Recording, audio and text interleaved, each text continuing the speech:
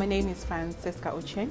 The name of my business is Lheritier Group of Companies. Well, we started off in 2018.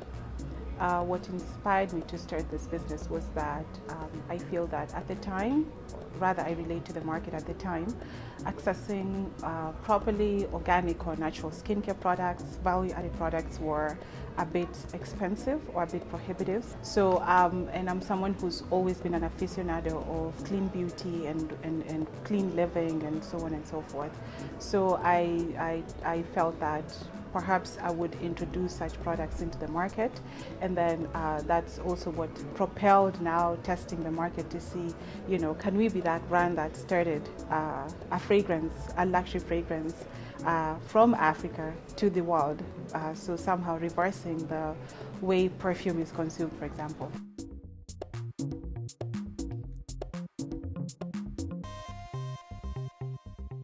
We offer quite an extensive range, but we really try to resonate with what the market wants, the market pulse. So we have skincare. Under skincare, we have lotion and face cream, one of which is here. This face cream has become quite a bit popular. And we also have hair care, which is good for natural hair or even relaxed hair. We also have man care, and we have fragrance.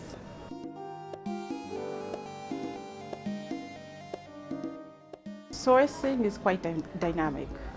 The good thing is that Africa is quite resource rich, so we'll never run out of the good flora that we need in terms of distilling essential oils that are then used in the value add of the production of our products. So we source within Africa. For example, Ilang Ilang, which is currently diffusing here, is also native to Madagascar. Vanilla is native to Madagascar and Uganda. Cacao butter is native to also Ghana and Uganda. And other, like geranium is also native to Kenya. Tea tree is quite in huge distribution here. Black seed oil is also in Kenya. I believe that the two biggest challenges were at the beginning of the value chain and at the end of the value chain.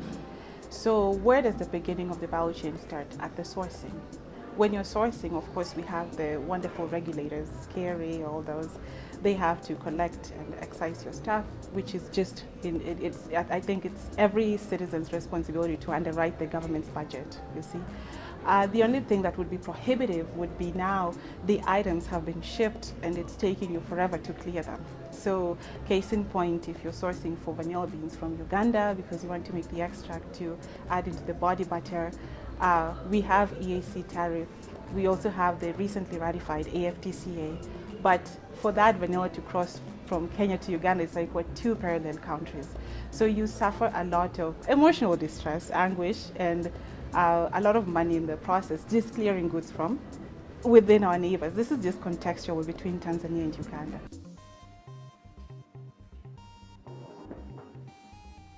It's intensely significant to shop local because, for example, as Lheritier, we're here.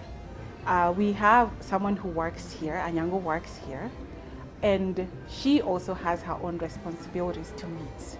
We also have an accountant who cannot obviously sit at the shop, has to meet his obligations. We have, let's say, like teams, production teams that would have to work on these things. And so if the machine has to stop and you have to pay day laborers, that kind of affects you because somehow when you're a custodian, an earthly custodian of a business, there's somehow an expectation, somehow like a divine expectation that you have to underwrite the household budgets in people's homes, whether you like it or not. Then we also have, let's say, a delivery guy. He also depends on picking things and they get going. So it's very significant to shop local from genuine brands. And I understand why sometimes customers would be apprehensive, naturally apprehensive towards local brands because, let's be honest, some of us we cut corners. We want to run to the market very fast. Or we market things to be natural, but we add dyes and synthetic fragrances that can harm people. And But I encourage customers to know and research brands like ours and others who are doing immense, even if it's someone weaving baskets, just support them.